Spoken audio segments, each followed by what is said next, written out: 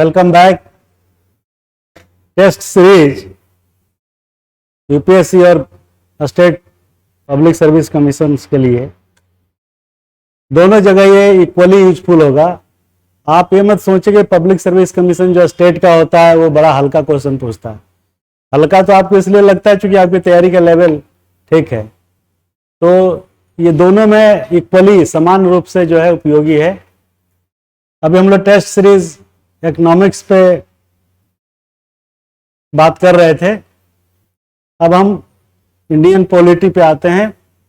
पिछले test series में हम लोग जो है 10 क्वेश्चन किए थे और उसके बाद 11वां शुरू करेंगे और बार बार ये बताने का प्रयास करेंगे कि ये सारे क्वेश्चन मैंने खुद डिजाइन किए हैं, खुद अपने से डिजाइन किया, खुद अपने से जो है उसे बनाया है और लेवल आप खुद फील करेंगे कि कितना लेवल है यूपीएससी के एग्जाम के अकॉर्डिंगली। तो आते हैं सीधे सीधे क्वेश्चन पे। 11 नंबर क्वेश्चन है, ये कह रहा है कि निम्न में से कौन दोहरा दंड डबल जियोपार्डी की श्रेणी में नहीं आता। तो डबल जियोपार्डी का क्या मतलब होता है? डबल जियोपार्डी का मतलब होता है कि एक ही गलती के लिए, एक ही अपराध के लिए आप किसी भी व्यक्ति को 2 बार दंड नहीं दे सकते। एक बार वो दंड मिल चुका है उसको, तो दोबारा जो है आप उसे पेनलाइज नहीं करेंगे। इसको बोलते हैं डबल जियोपार्डी, दोहरा दंड। क्राइम एक है, अगर क्राइम 2 हो अलग अलग, ये जो है क्राइम किया कोई एक टाइप का और इस पे ऑलरेडी सजा उसको मिल गई है, तो दोबारा इस क्राइम के लिए दोबारा जो है कोई सजा नहीं हो सकती। दोबारा सजा तभी हो सकती है एक को जब वो क्राइम नंबर 2 करे, फिर क्राइम नंबर 3 करे। तो एक एफआईआर पे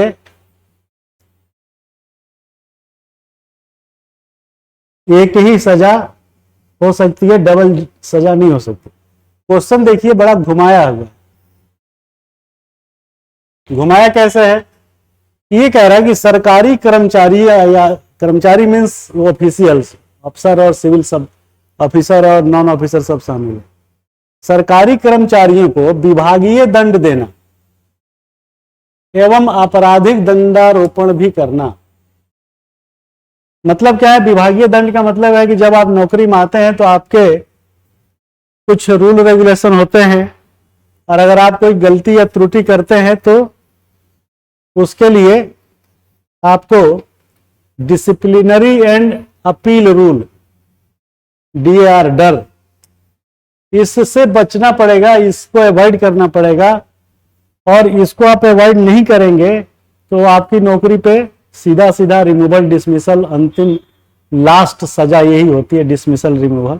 आगे पढ़ाएंगे रिमूवल और डिसमिसल में क्या फर्क है। या छोटी मोटी सजा जैसे सेंसर करना, निंदा करना, आपके जो है कुछ इंक्रीमेंट घटा देना, आपकी तनख्वाह कम कर देना फॉर ए सर्टेन पीरियड वगैरह वगैरह। तो आपको जो है इस नियम के तहत ऑफिशियल कामों में कोई बाधा या कोई भी आरोप आप पे लगता है तो विभागीय दंड मिलता है under DAR rule, disciplinary and appeal rule. तो सरकारी कर्मचारी ने मान लीजिए सपोज कि उसने जो कोई धन का गबन किया, इम्बेजलमेंट, गबन, तो उसको जो है गबन करना विभागीय मामला तो है ही और ये सीधा सीधा मिस एप्रोप्रिएशन ऑफ फंड का मामला है, तो इसमें क्रिमिनल केस भी बनता है साथ में। आपने हेरा फेरी किया रिकॉर्ड में तो IPC 420 भी आ जाएगा। तो आपको DAR के तहत भी दंड दिया गया और आपराधिक दंड जो है कैसे मिलेगा? कोर्ट में ट्रायल होने के बाद सपोज आपको 7 साल की जेल हो गई, तो ये दोनों हो, आपको एक आदमी जो A था उसको ये DAR के तहत विभागीय दंड भी मिलेगा और IPC के तहत आपराधिक दंडारोपण भी उसका होगा।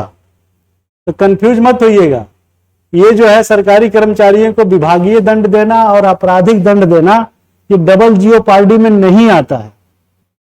जबकि भौतिक रूप से उसको 2 दंड तो मिला ही, बेचारे नौकरी भी गई है, जेल भी गया। तो ये नहीं कह सकता कि साहब अब आपने हमको 6 साल 5 साल 4 साल 3 साल जेल भेज दिया है, तो आप कृपा करके कम से कम मेरी नौकरी तो बची रहे, जब मैं जेल की सजा काट के आऊंगा तो मुझे ज्वाइन करा दीजिए। सरकार क्या करती है, अंतिम फैसला, टफ फैसला लेके डीआर के तहत आपको रिमूव, सबसे टफ है रिमूव कर देना नौकरी से, और इससे ज्यादा टफ है डिसमिस कर देना। बहुत कम लोगों को, रेयरेस्ट ऑफ द रेयर लोगों को मालूम है कि दोनों में फर्क क्या है। पूरी नौकरी बीत जाती है लेकिन पता नहीं चलता कि रिमूवल हुआ कि डिसमिसल हुआ।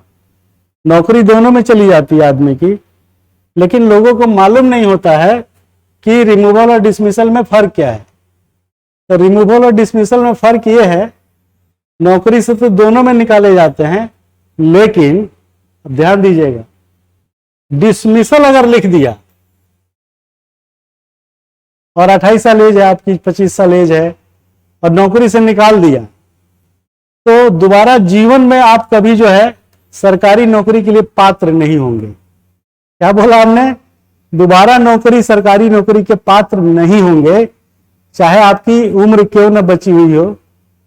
ऐसा हो सकता है कि 25 साल का एम्प्लॉय था, उसको नौकरी से डिसमिस कर दिया, अब अगली बार यूपीएससी का एग्जाम देने आना चाहते हो, नहीं आ सकते, क्योंकि उसको डिसमिसल लिखा है। और अगर रिमूवल लिखा है तब ये चीज अप्लाई नहीं होगी, तो दूसरी नौकरी के लिए आ सकता है। तो रिमूवल और डिसमिसल में फर्क समझ गए। तो ये ही एक स्टेटमेंट है बढ़िया, पहला, जो विभागीय दंड देना और आपराधिक दंड देने को डबल जीओपार्डी नहीं मानता है, कानूनन नहीं मानता है, मतलब हमारे कहने की बात नहीं है, कानूनन नहीं मानता है। दूसरा देखिए, एक ही अपराध हेतु किसी व्यक्ति को ट्रायल के समय भी जेल में रखना एवं कन्विक्शन। ट्रायल शब्द का मतलब समझ लीजिएगा, ट्रायल का मतलब सीधा सीधा होता है एफआईआर करने के बाद, पुलिस स्टेशन में एफआईआर करने के बाद उस पे एक इन्वेस्टिगेटिंग ऑफिसर अपॉइंट होता है, जो न्यूनतम कम से कम 1 स्टार वाला होना चाहिए, मिनिमम। असिस्टेंट सब इंस्पेक्टर जो है होना चाहिए कम से कम, एएसआई, इसके स्टार 1 होते हैं, और उसके ऊपर होता है सब इंस्पेक्टर जिसके 2 स्टार होते हैं, और इसके ऊपर होता है इंस्पेक्टर जिसको आप स्टेशन हाउस ऑफिसर कहते हैं, एसएचओ या एसओ कह देते हैं, थानेदार जिसे कहते हैं। तो तीसरा हो गया इंस्पेक्टर, जिसके जो है 3 स्टार होते हैं दोनों तरफ। ठीक है, अब आपके दिमाग में सवाल आएगा कि 3 स्टार तो इसके होते हैं, और 3 स्टार तो हमने देखा था जो एसडीपीओ बिहार में बोलते हैं और डिप्टी एसपी यूपी में बोलते हैं, उसके भी 3 स्टार थे भाई। ये इंस्पेक्टर जो है नॉन गजेटेड ही होता है, और ये जो डीएसपी है 3 स्टार, इसको भी 3 स्टार है। ये जो है गजेटेड होता है, राजपत्रित होता है। ये जब आप पीपीएस में सेलेक्ट होते हैं, स्टेट प्रोविंशियल पुलिस सर्विस में, तो सबसे पहली पोस्टिंग डिप्टी एसपी की होती है, और आईएएस में सेलेक्ट होते हैं तब भी आपकी पहली पोस्टिंग वही होती है, डिप्टी एसपी। उसका नाम कई स्टेट में डिप्टी एसपी, कई एसडीपीओ, कहीं पे उसको असिस्टेंट एसपी भी बोल देते हैं। बात एक ही है। तो दोनों के 3 स्टार में फर्क है कि डिप्टी एसपी का जो स्टार होता है ये कैसा होता है, सफेद रंग का होता है, और जो इंस्पेक्टर होता है उसका स्टार गोल्डन, सोने के रंग का होता है, देखा होगा। और गोल्डन कलर के होने के बाद वो यहाँ पे जो है कंधे के नीचे, स्टार के नीचे एक लाल रंग की पट्टी होती है, स्ट्रिप, वो होती है इंस्पेक्टर को, डिप्टी एसपी को नहीं होती। ये दूसरा फर्क है जिससे आप देख के पता कर सकते हैं कि ये 3 स्टार लगाने वाला अंडर अफसर की लाल फीती तो नहीं पहन लगाया है। अगर वो लाल फीती दोनों तरफ दिख रही है पतली सी स्ट्रिप, तो समझ जाइए कि ये दरोगा इंस्पेक्टर है। और डिप्टी एसपी में वो नहीं होता, सीधे पीपीएस लिखेगा या आईपीएस लिखेगा, यहाँ पट्टी नहीं रहेगी। स्टार का रंग कई जगह कंफ्यूज कर देता है, व्हाइट और येलो का, तो उसका व्हाइट होता है, सिल्वर कलर का होता है। White mean silver colour. ये फर्क आपको समझ में आ गया? बारीकी है, समझेंगे तभी काम आएगा। तो वही मैं बोल रहा था कि एफआईआर कराने के बाद उस पर एक असिस्टेंट इन्वेस्टिगेटिंग ऑफिसर जो है उस क्राइम की जांच करता है, और जांच करने के बाद वो 2 काम करता है। क्या काम करता है? 2, या तो उसमें फाइनल रिपोर्ट लगा देता है, एफआर का मतलब होता है फाइनल रिपोर्ट। फाइनल रिपोर्ट का मतलब होता है कि केस क्लोज हो गया, बंद हो गया। पुलिस ने अपने स्तर पे जांच में एफआईआर में पाया कि इसमें कुछ सत्यता नहीं है, फर्जी एफआईआर हुआ है, तो वो उसमें फाइनल रिपोर्ट लगा के क्लोज कर देगा, केस खत्म। और दूसरा क्या करेगा? अगर ये नहीं होगा तो दूसरा चार्जशीट फ्रेम कर देगा, आरोप पत्र। और चार्जशीट फ्रेम करके आपके खिलाफ कोर्ट में ट्रायल के लिए सूट फाइल ट्रांसफर कर देगा। फिर आप केस लड़ते रहिए। तो वही है, एक ही अपराध हेतु किसी व्यक्ति को ट्रायल के समय भी जेल में रखना, और जब उसको कन्विक्शन हो जाता है, कन्विक्शन मीन्स जब उसको सजा सुना जाती है, जब फाइनल फैसला जो जज से आएगा उसमें भी 2 चीज होगी।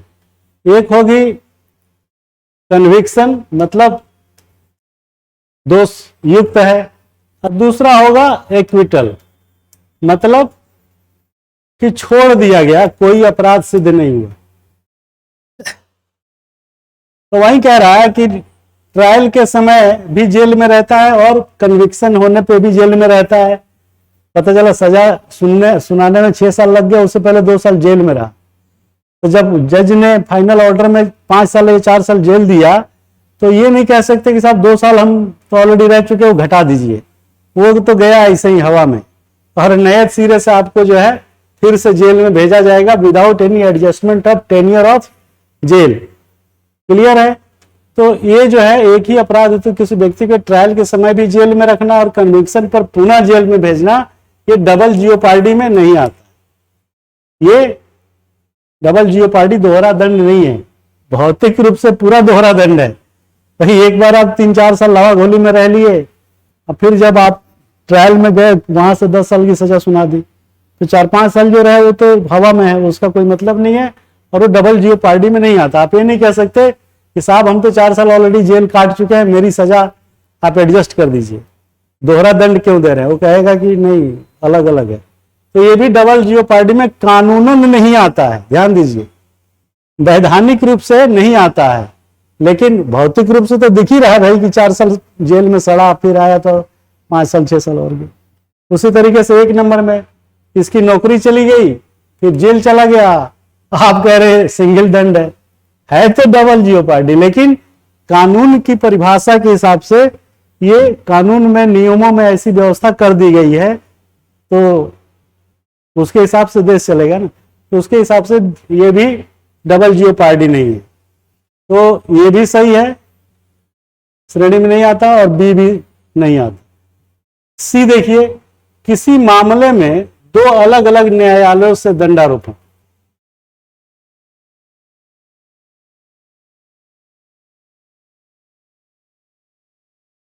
तो ये जो है एक ही मामला है, एक मामले में 2 अलग अलग न्यायालयों में अगर सूट फाइल हो गया तो 2 न्यायालय अलग अलग दंड आपको नहीं दे सकते, ये बात सत्य है।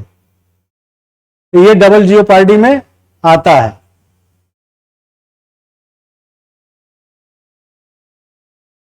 तो ये जो है अलग अलग न्यायालयों से एक ही मामले में अगर दे दिया तो डबल जियोपार्डी का मामला बन गया। अब पूछ रहा है कि श्रेणी में नहीं आता, ये आता है, तो ये गलत हो गया। चौथा है समाज द्वारा भौतिक दंड देना एवं न्यायालय द्वारा जेल भेजना। समाज द्वारा भौतिक दंड क्या हुआ कि कोई वारदात हुई तो गांव के लोग आपको चोर समझ के खूब कुटाई कर दिए, इतना मारपीट दिए आपको कि आपको जो बेहोशी छा गई, फिर बाद में 10 दिन 20 दिन भर्ती रहे, ठीक हो गए। तो आप न्यायालय से ये नहीं कह सकते कि हजूर पहले ही हमारा टांग तोड़ दिया गया, पहले ही हमारे दोनों हाथ काट दिए गए, अब तक कुछ कृपा करिए और मुझे जेल मत भेजिए, अब इससे ज्यादा सजा क्या होगा कि मेरा हाथ पैर काट दिया लोगों ने, हमारी अंग भंग कर दिया, मैं जिंदा हूं, इतना ही बहुत है। तो ये जो है इस आधार पे वो ये नहीं क्लेम कर सकता कि इतना मारा पीटा, भौतिक दंड मतलब शारीरिक, और न्यायालय द्वारा जेल भेजना। तो ये भी जो है भौतिक दंड और न्यायालय द्वारा जेल भेजना, ये डबल जियोपार्डी नहीं हुआ। तो पिटाई खाए तो आप अपने ही गांव वालों से जाके निपटिए, हालांकि वो गैर कानूनी है, मार नहीं सकते आप किसी को, किसी भी अपराध के लिए आप मार नहीं सकते। बड़े सम्मानजनक चाय पिलाते हुए ढंग से ले आइए, NHRC की गाइडलाइन है, नेशनल ह्यूमन राइट कमीशन की। क्लियर है? तो अब कह रहा है कि कौन सही है, सही किस हिसाब से कि नहीं आता, ध्यान दीजिए, डबल जियोपार्डी में नहीं आता, तो ए नहीं आता, बी नहीं आता और डी नहीं आता। तो ए बी डी कहां दिख रहा है? ये ए में, तो ये इसका सही आंसर। अब आपको खुद महसूस हो रहा होगा कि हम लोग प्रीसा IAS जो है कोचिंग किस तरीके से आपको क्वेश्चंस की डीप में ले जा रही है और आपकी तैयारी का लेवल कैसे जो है इनहेंस कर रही है। आगे बढ़ते हैं, एक आध क्वेश्चन और डिस्कस करते हैं। राज्य के नीति निर्देशक तत्व राज्य हेतु एक मार्गदर्शक की भूमिका में है जो प्रवर्तनीय नहीं है। प्रवर्तनीय नहीं है कि क्या मतलब हुआ भाई? इन्फोर्समेंट, लागू नहीं किए जा सकते। तो डायरेक्टिव प्रिंसिपल ऑफ स्टेट में एक तरीके से वो गाइडलाइन है, एक तरीके से मार्गदर्शिका है जो राज्य के लिए एक रेफरेंस की तरह काम करता है, जो कि इन्फोर्सेबल नहीं है। इन्फोर्सेबल का मतलब यहां पे कानूनी रूप से, अगर इसी में हम घुमा दें सामाजिक रूप से, तो कानूनी रूप से या किसी भी रूप से आप देखेंगे तो वो इन्फोर्सेबल नहीं है, कानूनन ढंग से तो नहीं है, सामाजिक ढंग से, राजनीतिक ढंग से इन्फोर्सेबल क्यों है? क्योंकि जो भी सरकार है वो ये महसूस करती है कि अगर हम इन स्कीम पे, इस डायरेक्टिव्स के हिसाब से काम नहीं करेंगे तो क्या होगा, जनता हमसे नाराज हो जाएगी और अगले चुनाव में हमको वोट नहीं देगी। तो वो इतना ही सजा आप दे सकते हैं। आप ये नहीं कह सकते मध्य प्रदेश सरकार या राजस्थान सरकार से कि भाई आपने जो है ये डायरेक्टिव प्रिंसिपल्स में लिखा है कि 6 से 14 साल के बच्चों को निःशुल्क सेवा देना है, निःशुल्क शिक्षा देना है, आपने नहीं किया तो मैं आपको जेल भेजवाऊंगा, इसके लिए मैं रिपोर्ट FIR दर्ज कराऊंगा या जज से जाके कहूंगा कि ये पर्टिकुलर राजस्थान सरकार ने इस नीति निर्देशक तत्व के अनुच्छेद 39 या 45 या 44 जो भी है वो लागू नहीं किया, इन्फोर्स नहीं किया, इसलिए इसको सजा दीजिए। तो जज कह देगा कि नहीं, संविधान में ये इन्फोर्सेबल नहीं है कानूनन रूप से, बाकी तो ड्यूटी के रूप से इन्फोर्सेबल है। तो इन्फोर्सेबल नहीं है डायरेक्टिव प्रिंसिपल के हिसाब से क्या क्या चीजें, अतः इनके क्रियान्वयन हेतु राज्य बाध्यकारी नहीं है। बिल्कुल सही बात, परंतु जनता साधारण चुनाव में सत्ता पार्टी को सबक सिखा सकती, ज्यादा नाराज होगी तो अगली बार वोट नहीं देगी, आपको हटा देगी। इसे संविधान का भाग कहना भी ठीक नहीं है। अभी देखिए, यह अनावश्यक रूप से जनता की भावनाओं का मजाक है, यह केवल कागजी प्रलेखों का एक जमावड़ा है। भाई जब हम कानूनन उसको इंप्लीमेंट ही नहीं करा सकते तो देखा जाए तो ये जमावड़ा ही है, जनता की भावनाओं से खिलवाड़ है।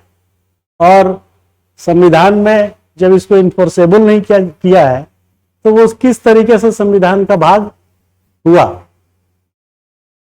तो प्राइमा फेसाई आपको लगता है कि ये सही है, ये भी सही है, ये भी सही है, लेकिन ये व्यंग है, अदरवाइज ये गलत है।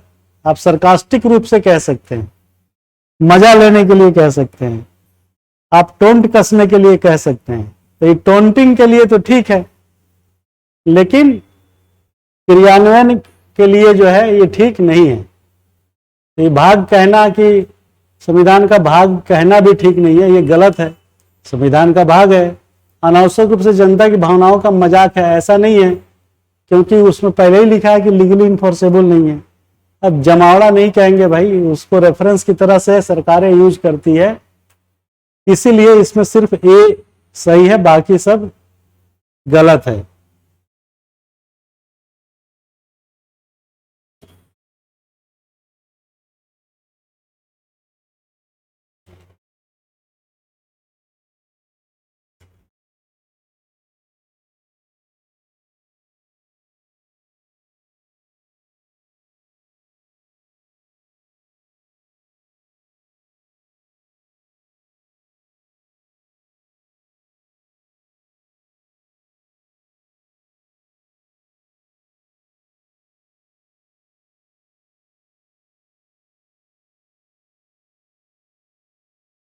लास्ट क्वेश्चन एक और डिस्कस कर लेते हैं। ये कह रहा है कि संविधान का मूल ढांचा को कहीं परिभाषित नहीं किया गया है कि ये क्या है। ये न्यायालय के विभिन्न निर्णयों में रेखांकित होता रहा है, फिर भी सुप्रीम कोर्ट ने इनकी एक सूची लिस्ट प्रदान की है, जिसके तहत निम्न में से कौन मूल ढांचा में शामिल नहीं है। अब देखिए, ये बड़ा टेढ़ा क्वेश्चन है। टेढ़ा इसलिए है क्योंकि आपको डिस्टिंग्विश करना जो है बड़ा मुश्किल हो जाएगा। कैसे मुश्किल होगा? क्योंकि आप पढ़िए, कौन नहीं है मूल ढांचा में। मौलिक कर्तव्य विधि का शासन, ये भी संविधान में है, संविधान में तो है, लेकिन इसको बेसिक स्ट्रक्चर मूल ढांचा माना है कि नहीं माना है, ये बात है। तो आपने अगर ढंग से नहीं पढ़ा तो पहले तो समझ ही नहीं पाएंगे, अगर आप समझ भी जाएंगे तो चुनना बड़ा मुश्किल है। तो मौलिक कर्तव्य विधि का शासन ये मूल ढांचा में नहीं है। मौलिक कर्तव्य तो आपके लिए बनाए गए हैं, उसका बेसिक स्ट्रक्चर से कोई ज्यादा लेना देना नहीं है, क्योंकि वो मौलिक कर्तव्य आपके लिए है, वो भी इन्फोर्सेबल कानूनी नहीं है। प्रस्तावना और परिसंघवाद ये है मूल ढांचा में शामिल, जो तमाम डिसीजंस जो सुप्रीम कोर्ट के आए इस संदर्भ में, उसमें यह दिखता है। प्रियम्बुल एवं परिसंघवाद, पंथ निरपेक्षता एवं परिसंघवाद ये भी आता है। न्यायपालिका की स्वतंत्रता एवं मौलिक अधिकार ये भी मूल ढांचा में, लेकिन कर्तव्य जो है ये नहीं है। विधि का शासन है लेकिन मौलिक कर्तव्य नहीं है, तो इसका आंसर हो जाएगा ये मैं इसलिए बता रहा हूं कि आप देखिए कि कितना क्लिष्ट और कितने इन डेप्थ क्वेश्चन बनाया गया है, जो आपके तैयारी में काम आएगा।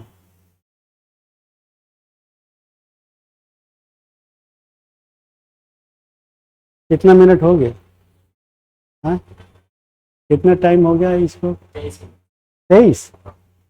तो अब इसको यहीं विराम देते हैं, नहीं तो बहुत लंबा हो जाएगा, फिर इसको पार्ट पार्ट में दोबारा आएंगे। और आप अपने से मनन करिए, देखिए, चिंतन करिए कि ये सब पढ़ाई, ये सब तैयारी का ढंग कितना डिफरेंट है और कितना अलग है, और किस तरीके से जो है हम क्वेश्चंस को डिराइव करते हैं। हमारा ऐप जो है मार्केट में आने वाला है ऑनलाइन एस्पिरेंट्स के लिए, और ऑफलाइन तो क्लास चल ही रही है। ऑफलाइन में जो लोग बैठे हैं उनका स्वागत है, और ऑनलाइन के लिए हम जो कोर्स लाने वाले हैं वो आपको जल्दी अनाउंस हो जाएगा। उम्मीद है कि 1 जनवरी को नए उस पर हम लॉन्च करेंगे ऐप। और इस ऐप की खासियत ये होगी कि बहुत ही कम पैसे में हम आपको जो है प्री मेंस और इंटरव्यू की तैयारी कराएंगे 1 साल।